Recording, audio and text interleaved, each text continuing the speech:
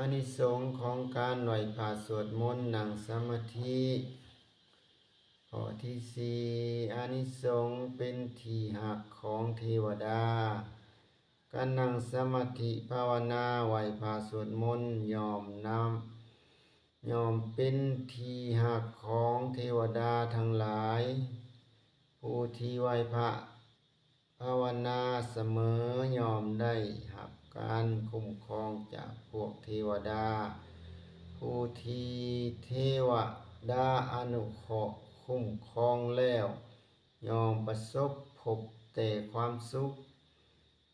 จะไปทางใดก็มีแต่โชคชัยสมบูรณ์ด้วยลาภผลหังมีสีสุขคนบุหานจึงย่ำนักหนาว่า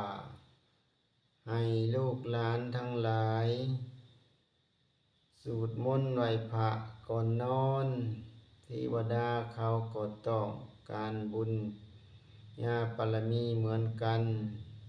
เมื่อเฮาสวดมนต์ภาวนาแผ่บุญแผ่เมตตาให้เทวดาเพิ่นก็อำนวยพรให้เฮาเป็นการตอบแทนคุณหากเฮาสังเกตได้ดีจะพบว่าทุกพิธีกรรมของพระพุทธศาสนาตั้งแต่อดีตจนถึงปัจจุบันจะต้องเกี่ยวข้องเชื่อมโยงกับเทวดาเสมอแม้แต่ในครั้งที่พระพุทธเจ้าของเฮายังบำเพ็ญโพธิญาณเป็นพระโพธิสัตว์เจ้าอยู่บางครั้งเทวดาก็ได้มาช่วยเหลือดังนั้นเทวดาจึงมีการเกี่ยวข้อง